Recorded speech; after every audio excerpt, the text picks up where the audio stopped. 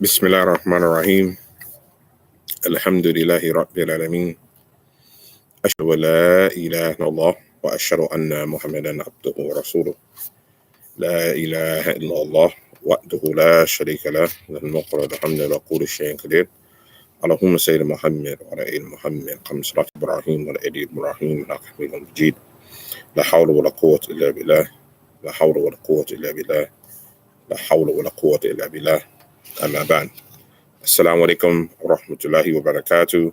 And welcome, guys, to the African American Muslim Alliance of Tampa Bay, our morning motivation. I'm your brother, Shahid, and we're going to be covering a basic book of Aqidah, right? The essentials of the Islamic faith, right? I have two cameras here, so everybody sees it. This is written by Imam Shuaib Webb. Okay, very influential da'i here in the United States. This book was what they were teaching at my daughter's school, right? And when we were organizing, right, we came across this book, and I was like, this book is pretty amazing. So I'm going to go ahead and dedicate myself to trying to teach it. All right, let me shift these cameras over here. All right, fantastic. So what we are touching on and talking about are the 20 qualities of Allah, right? And so we talked about the affirming qualities of Allah, and then we talked about the negating qualities of Allah. So what Allah is, all right, and what Allah is not. So like we said, that Allah is, He has no beginning, He has no end. He is eternal.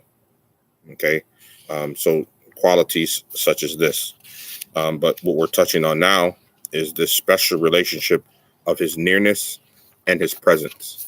Okay, and so yesterday, what we touched on, I'm sorry, not yesterday, we didn't have class yesterday, the day before yesterday, we talked about that Allah is, He has the strength, right, and supremacy, right? He is all powerful. Okay. And what negates that, and the opposite of that, is weakness, right? That Allah does not have weakness in Him, nor does He have a lack of control of everything that we see, right? Everything that we do, everything that we see is being controlled by Allah, is being sustained by Allah. We have to understand what that is. The next two qualities, and these are qualities that in our Muslim diaspora become problematic, you could say, right? So it's very important for us as people of Ahl Sunnah wal Jama'at to understand the correct understanding of these next two qualities, and very important. Okay, so as I read, the next two qualities are hearing and seeing. Okay, now this is very important because when we talked about the qualities of Allah before, we said that there is no thing that is similar, there is nothing that is similar to Allah, that is like Allah, right? But now here we're seeing that it says that there is hearing and there is seeing. Okay, and so the question that arises from that is, well, if nothing is like Allah, well, we hear and we see, right? But what it says here, right, and we have to understand, is that nothing escapes Him, right? Is that is the seeing, right? That nothing escapes His knowledge, and He hears and sees, or He hears all and He sees all, right? So what that is saying is that this quality of Allah is in no way similar or like our limited seeing, right? Or hearing, right?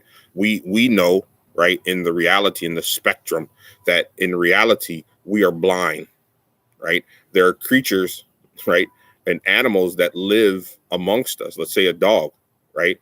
A dog's hearing is I shouldn't say infinitely time, but it is multiplied, or a multiple in strength better than the human ear, right? So it's like, even though we don't hear much, right? In reality, the human being is pretty deaf of the things that he does hear, right? We know that a falcon high in the sky or an eagle high in the sky can see, right? Can see almost miles down, right? With clarity. Here I am, 44 years old, and I had to get these glasses in my 30s, right? If I take my glasses off, would I say this, in 3 feet away from me, it's fuzzy, right? So it's like what the human hears and what the human sees is so minimum, right? So we have to actually, understand that our hearing and our seeing is in no way, shape, or form similar to the one that hears all and sees all. Okay. So it says, not in a way that we see and hear, but in a way that is only known to him. This is of the secrets of Allah, that his hearing and his seeing is a way that is only known by Allah. Right. So we cannot compare, because we know that there is nothing comparable unto Allah, right? Though it says, though he hears and he sees. Okay, for you, that means that nothing happens, no word is said, no action is done, except that Allah hears it and Allah sees it. Okay, so Allah knows all. When you say or do something good or bad, Allah knows it. For Allah says in the Quran, in his book, that he, Allah, is the all-hearing, the all-seeing. And this is Surah 42, ayat number 11. Okay, so those are the attributes, hearing and seeing. Okay, but in no way, shape, or form is that similar to our hearing and seeing. Okay, and what we understand of Allah is that this is his hearing and his seeing is known by him. Okay, and how that it is done. And the last quality in which we're going to touch on is speech. Allah's speech is eternal, having no voice or sound or language. His speech was, is, and will be, and it is unlike any created sound or speech. Okay, or it says here, created speech or sound. So as it says here, that Allah spoke to Musa, and this is in Surah number 4, ayat number 164, right? And so how do we understand that speech? It's not the uttering of, that we utter, right? This is, this is all a creation, right? If we have a larynx that vibrates, and then from that vibration, sound comes out. If we removed our teeth, it would sound different. If we removed our lips, and all of this speech that we have is a combination of different creations that Allah has given us, right? And so it's a blessing for sure, but we in no way, shape, or form should understand that our speech, the simple thing that we do, is similar to that which Allah does. Okay. And I know these points can become very confusing, but it is a point that that we have to take seriously and understand, right? That our hearing, our seeing, our speech is in no way, shape, or form similar, right, to that of the wa alaikum salam. Assalamu alaikum. Good to see you, Farouk. Good to see you, brother. Alhamdulillah, I'm glad that you're here. That our seeing, our hearing, our speech is in no way similar to the hearing, speech, and seeing of Allah. No way similar. There is no comparison between the two, because we are told in the Quran that there is nothing comparable to Allah, though he hears and he sees. Right? There is nothing comparable. Right? So once we remove this idea out of our brain of anything that is comparable to Allah, then we understand that we don't understand how Allah hears, sees, and speaks, though he does hear, see, and speak. All right. That's a very important point. And then let's see here. Lastly, it's been about 10 minutes. We can go a little bit longer, inshallah, if you all bear with me. I appreciate you guys coming. Right. In 2.9 here in this is chapter 2, section 9, it says living faith consistently. Okay. Living faith consistently.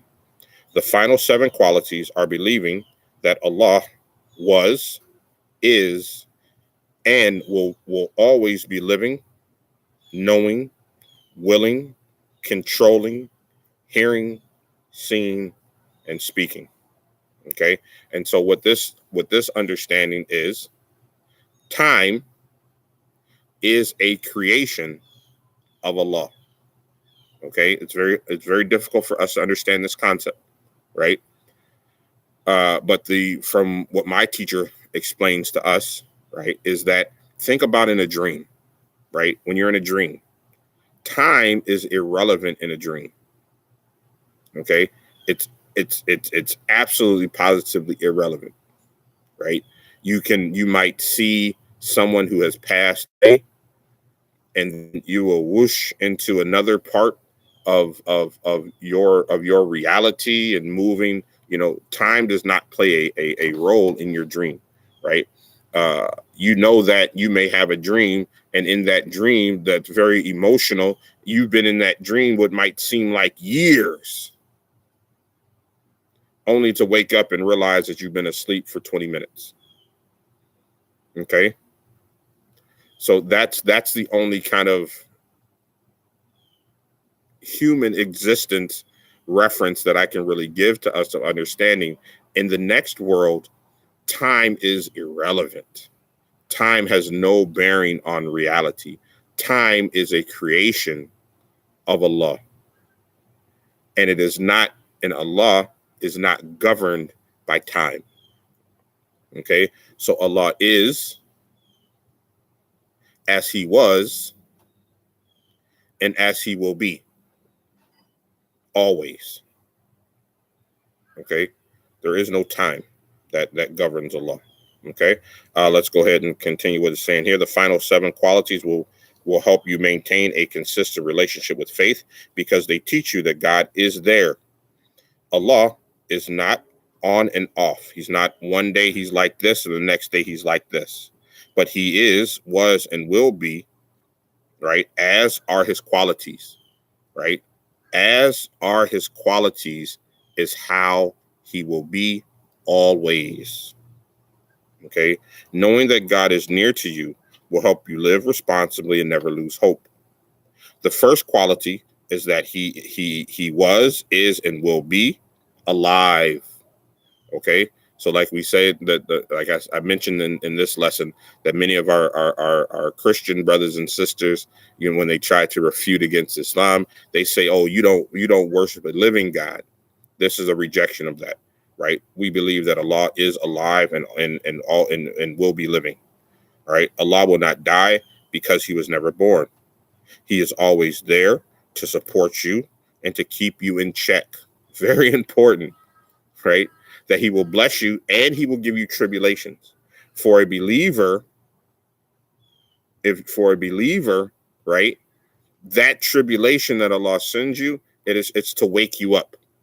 Right? It's to wake you up. For the disbeliever, that tribulation that Allah sends you could be a punishment. But for a believer, it's a blessing. Oh my gosh, and what am I doing? Right? I need to get back to this deen. I need to get back to my practice. All right. Assalamu alaikum, guys. I'm glad that you guys are coming. Good comments and actions in the post. I like that. Keep it coming. Right. Let's more and more activity is what's needed. Okay.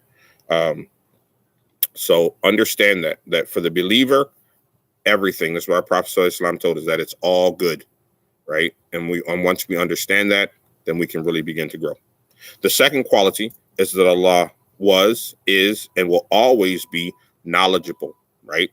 He will know everything, knowledgeable of everything and all things, right? And this is what my teacher explained to me, is that not only of what has happened, what is happening and what's going to happen, also knowledgeable of every variation that may occur.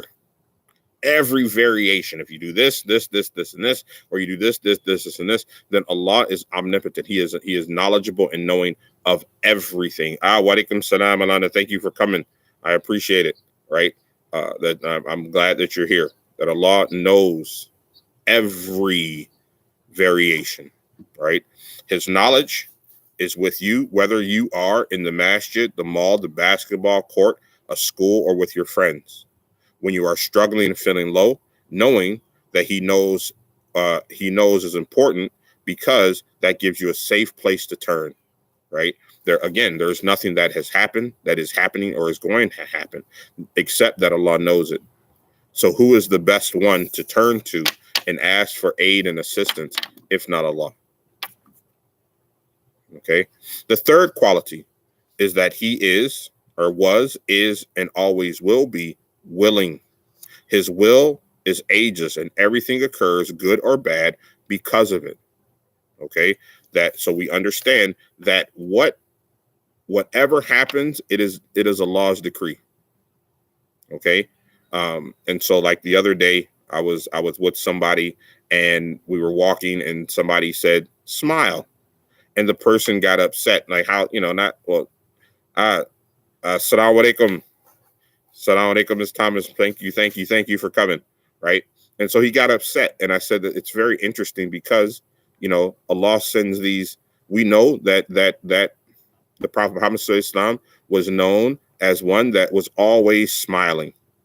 So Allah decreed for that person, a non-Muslim, I think we were at Walmart, a non-Muslim, to advise a believer to smile and to follow the sunnah of the Prophet Muhammad SAW. Right? And so this is how we have to see our interactions, right? That Allah caused that person to say that. And for what benefit? The benefit is that a believer should never be walking around upset and angry without a smile on their face, right? We can be serious, right? But our Prophet Muhammad SAW was always smiling, and we should follow that example, right? So his will is ageless, and everything occurs, good or bad, because of it. That will keep you strong during the good times. God's will has wisdom and justice that you cannot comprehend, right? And it will keep you humble during the good times, because you realize that all of your success came from him alone. You have to understand that our success comes from Allah alone, right? There's nothing that you in reality, right? It is all a blessing from Allah. And just as quickly as he blessed you with it, even quicker he can take it away. Okay. The fourth quality is that his power is eternal. All that occurs is from him, and the result of anything are by his command. That will reinforce you and make you brave, because you know that nothing happens except by his authority, right? So we understand that there is no la hawla wa la quwwata illa billah. There's no power or authority except for Allah, right? So no one in reality can do you harm. No one in reality can do you benefit. It is all by the permission of Allah, right? So in that case, when you know that, then you'll understand, right, that if the entire world turns against me, but if Allah is for me, right, then I have everything and I haven't lost nothing. Okay. One of the major how they would define and explain Omar ibn al-Khattab was that he did not concern himself with the criticism of the criticizer. Okay. And we have to become that way, especially towards these latter days where what's right is wrong, and what is right is being presented as what's wrong, and what is wrong is being presented as what's right, and so we have to stand up on the firm words of this religion and not be afraid, because no one can give us harm or benefit except for Allah. And lastly, it says the fifth, sixth, and seventh qualities are that Allah is hearing, or his hearing, his sight, and speech are ageless. Knowing that will keep you in check, make you be careful not to fall into sin, and make you confident, because you know that Allah is aware of all that you do. Okay, and we really touched on that at the beginning of this class. All right, so this class went a little bit longer. Right, we're at about 20 minutes right now, but I'm really glad you guys stuck it with me. Yeah, that you stuck with me, and I really do appreciate it. This is the end of the chapter, actually. So it has a couple questions, and so I will ask you some of the questions, and inshallah, you guys can put. Okay. So the first question, it says, "What are the negative or negating qualities, and what is their purpose?" Right? What are the negative qualities, negating qualities of Allah? And what is their purpose? Like, what does that teach us? Okay. And then one more question, right? How does knowing that Allah knows, sees, and hears all things help you make good choices? Right. So if you guys read this, if you could put this in the comments or the chat, we're here on the AAMA YouTube Live and the African American Muslim Alliance Facebook Live. So you guys put it in the comments. That would be really great. Participation. Okay, so of some of the things that we have going on in the works. So the African American Muslim Alliance of Tampa Bay, we are organizing a monthly or weekly. A weekly Zoom, not presentation, but a Zoom meeting, right? A weekly Zoom meeting, so that we can organize ourselves and so that we can, talk about what's going on with the state of affairs in Tampa and how we can really start to work and strive and build a stronger community. Just the other day, we got a phone call to the African American Muslim Alliance that was really disturbing. And, what I took from it is that it was difficult because we as a community were not really creating that safeguard for other people, for their safety, right? And we should really work on creating a to safeguard, for our people. So that was, a lot of things are going on, guys, within the community that are affecting the African American community, both Muslim and non-Muslim, right? And we should be at the forefront of assistance in that community. And far too many times we get messages and we are not where we need to be. Okay. So we're going to create this Zoom meeting so that we can talk about that, and the events that we have coming up. So please, guys, look out for that information. Please like this video, comment on this video, share this video. We would really appreciate it, and let's dedicate ourselves to building strong community here in Tampa. Well, first in our homes here in Tampa, Florida, and then moving it out to Florida and inshallah the country and the world, on the correct understanding of Ahl Sunnah wal Jamaat. And so let's start building. All right. So thank you guys for coming out. This has actually been one of my better classes. The activity has been amazing. Thank you guys for doing that. It's a little bit longer and I apologize about that. But so I'm going to go ahead and end it. Inshallah, you guys go out and have a great day. All right. Bismillah ar-Rahman ar-Rahim. Alhamdulillahi Rabbil Alameen. Ashhadu an la ilaha illallah. Ashhadu anna Muhammadan Rasulullah. والعصر إن الإنسان لفي خسر الذين آمنوا وعملوا الصالحات وتواصوا بالحق وتواصوا بالصبر. Assalamu alaikum, guys.